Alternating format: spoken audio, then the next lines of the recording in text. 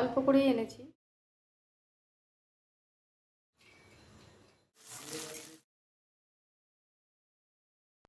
Good morning বন্ধুরা, HD লাইফে তোমাদের সবাইকে স্বাগত জানিয়ে শুরু করছি আজকের ব্লগ। কেমন আছো তোমরা সবাই? আশা করি ভালো আছো, আমিও ভালো আছি। আর আমি এখন বেরিয়েছি বাজারে। সকালে মোটামুটি বাসি কাজগুলো সব হয়ে গেছে, তোমাদের দাদাও কাজে বেরিয়ে গেছে, আর আমি এই দেখো বাজারে বেরিয়েছি। আজকে যাচ্ছি একটু মাছ আনতে। দেখি বাজারে গিয়ে কি মাছ পাই না পাই। আমাদের বাড়িতে তো আবার সব রকম মাছ সবাই খায় না, অনেক সমস্যা। তো বন্ধুরা, তখন তো বাজারে গেলাম, তোমাদের বললামই বাজার থেকে কি এনেছি। দেখো, এই যে মাংস অল্প করেই এনেছি, 500 থেকে একটু বেশি আছে।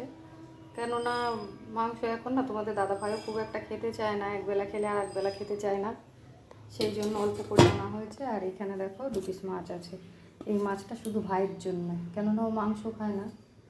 আর এগুলো রান্নার জন্যই দেখো, মাংসতে দেওয়ার জন্য আলু কেটে নিয়েছি, তার সঙ্গে মাছের মতো একটা আলু দেবো, 4 টুকরো করে একটা আলু কেটে নিয়েছি। আর পেঁপেও দেবো মাংসের মধ্যে। আর এই যে পেঁয়াজ কুচিয়ে নিয়েছি। আর এর মধ্যে আছে আদা রসুন লঙ্কা। এখন মশলা করে নেব। আর এদিকে দেখো 2টো কড়াই বসিয়ে দিয়েছি। অনেক দেরি হয়ে গেছে, সেই জন্য 2টো কড়াই বসিয়েছি। একটাতে মাছটা করে নেবো আর একটাতে মাংস করব। তো সেই জন্য আগে আমি আলুটা ভেজে নেব। এই আলু ভাজা আর মাছ ভাজা এদিকে হতে হতে মশলাটা করে নেব।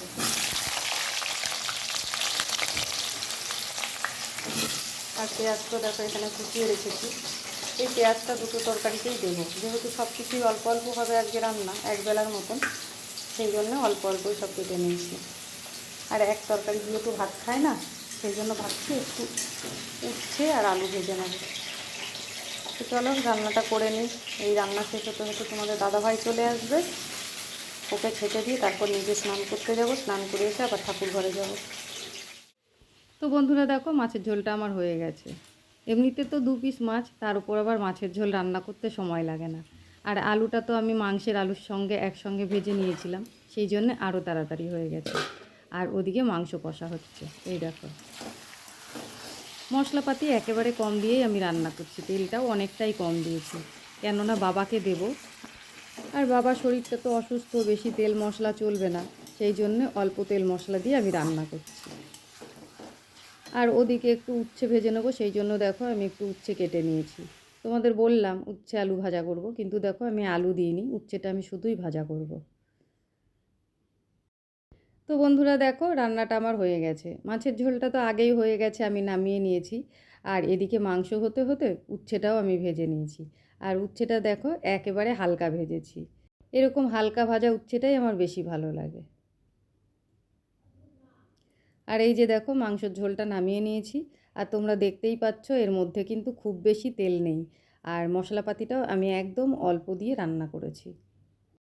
তো রান্না তো আমার হয়ে গেছে, এবার যাই স্নান করতে। স্নান করে এসে পুজো দিয়ে খেতে দেবো। তো বন্ধুরা দেখো, স্নান করে পুজো দিয়ে এসেই তোমাদের দাদাভাইকে আগে খেতে দিয়ে দিয়েছিলাম।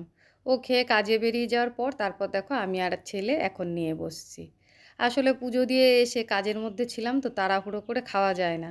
তো সেই জন্য তোমাদের দাদাভাইকে দিয়ে দিলাম, ও খেয়ে বেরিয়ে গেল। তারপর দেখো আমি আর ছেলে এখন খেতে বসছি। তো বন্ধুরা, আজ আমি তোমাদের সঙ্গে 2 দিনের ভিডিও শেয়ার করছি। আগের ভিডিওটা তোমরা দেখেছিলে, আমি মোচা কেটে রেখেছিলাম, সেই মোচাটা নিয়েই দেখো রান্না করছি। তো মোচাটা আমি আগের দিন রাতে ভিজিয়ে রেখে দিয়েছিলাম হলুদ জলে কেটে। তারপর দেখো এই যে ছেঁকে তুলে নিচ্ছি এখন। এইভাবে সারা রাত মোচা হলুদ জলে কেটে রেখে দিলে সারা রাতে যতটা কষ থাকে মোচায়, কষটা কিন্তু পুরোটাই কেটে যায়। তারপরে রান্না করলে মোচাটা খেতেও বেশি ভালো লাগে। তো যাই হোক বন্ধুরা, প্রেসারে দেখো আমি দিয়ে দিচ্ছি। এবার প্রেসারে 2-3টে সিটি দিয়ে নামিয়ে নিয়ে তারপর মোচাটা আমি রান্না করব। তো বন্ধুরা দেখো, অর্ধেক রান্না আমার হয়েই গেছে, এখন শুধু মোচাটা হলেই হয়ে যায়। আর তোমরা দেখতেই পাচ্ছ আমি আজকে থোরও রান্না করেছি। এদিকে বেগুন ভাজা হয়েছে, থোর হয়েছে, আর এখানে দেখো পেঁপে দিয়ে মসুরির ডাল রান্না করেছি। আর আজকে থোর মোচা দুটোই একসাথে রান্না করার কারণ হলো, 2টো জিনিসই নষ্ট হওয়ার ভয়তে আমি একদিনেই রান্না করে ফেললাম। তো বন্ধুরা চলো রান্নাটা করে নিই, আবার খাওয়ার সময় তোমাদের সঙ্গে কথা বলছি। বন্ধুরা দেখো, দুপুরবেলায় খেতে বসে পড়েছি। আর কি কি রান্না করেছি সেটা তো তোমাদের বলেছি, কিন্তু কুমড়ো সেদ্ধটার কথা বলিনি। একটু কুমড়ো সেদ্ধ দিয়েছিলাম, সেটাও মেখে নিয়েছি, আর সাথে একটা ডিম সেদ্ধ। আর এদিকে দেখো আমাদের পুচকিটাকে ও প্রত্যেক দিনই আসে, এই টাইমটাতে এসে ও নিজের মতো নিজে খেলে বসে থাকে, কিন্তু আজকে জেদ ধরেছে আমার কোলে বসে থাকবে। আর কোলে এসে বসেছে আর কোল থেকে নামবে না। তো চলো খাওয়া দাওয়াটা সেরে নিই, তারপর আবার কথা হচ্ছে সন্ধেবেলা। তো বন্ধুরা, প্রত্যেক দিনের মতন সন্ধেবেলায় সন্ধে দিয়ে তারপর আবার গোপাল সেবা দিয়ে গোপালকে শয়ন দিয়ে তারপরে আমি একটু বেরিয়ে পড়েছিলাম। আর বাড়ির থেকে বেরিয়েছি কি তারপর যেন জোর বৃষ্টি নেমে গেছে। আর বৃষ্টির মধ্যে তো যেখানে ছিলাম সেখানে একটু দাঁড়িয়েছিলাম কিছুক্ষণ, তারপর সেখান থেকে চলে এসেছিলাম পিসির বাড়িতে। আসলে আমি বেরিয়েছিলাম একটু ওষুধ আনতে, আর যেই ওষুধটা আনতে গেছিলাম সেই ওষুধটা আমি আর পাইনি। ওই ওষুধের দোকানে ঢুকতে ঢুকতেই জোর বৃষ্টি নেমে গেছিলো। আর সেই জন্য কিছুক্ষণ ওষুধের দোকানে বসেই বৃষ্টি থামার অপেক্ষায় ছিলাম। বৃষ্টিটা থামার পর তারপর ওখান থেকে বেরিয়ে চলে এসেছিলাম অন্য আরেকটা ওষুধের দোকানে, কিন্তু সেখানে এসেও ওষুধটা আমি পাইনি। তো অনেকটা রাস্তায় হাঁটা হলো, সেই জন্য ভাবলাম বাড়ির থেকে বেরোলাম, কাজের কাজ তো কিছুই হলো না, এখন আবার বাড়ি চলে যাব। তাই পিসির বাড়িতে চলে এসেছিলাম। আর এখানে এসে বেশ কিছুটা আমার সময় কেটে গেল, কেননা বাড়িতে দুটো বাচ্চা আছে, সেখানে গেলেই কিন্তু ওই বাচ্চা দুটোর খেলা দেখলেই বেশ সময় কেটে যায়। তো যাই হোক বন্ধুরা, ওখানে বেশ কিছুক্ষণ টাইম কাটালাম। কাটানোর পর এই দেখো আমি এখন বাড়ির দিকে ফিরছি। এখন বাড়িতে গিয়ে রাতে কি খাওয়া দাওয়া হবে না হবে সেই সব চিন্তা ভাবনা আছে।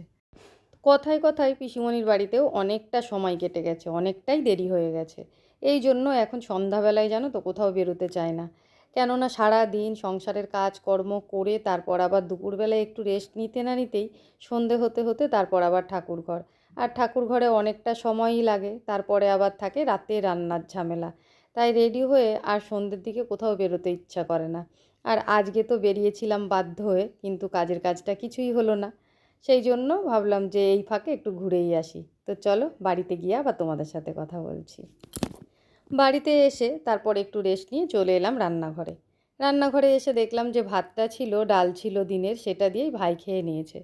ভাইয়ের খাওয়া তো হয়ে গেছে, এবার আমরা কী খাবো সেটাই চিন্তা।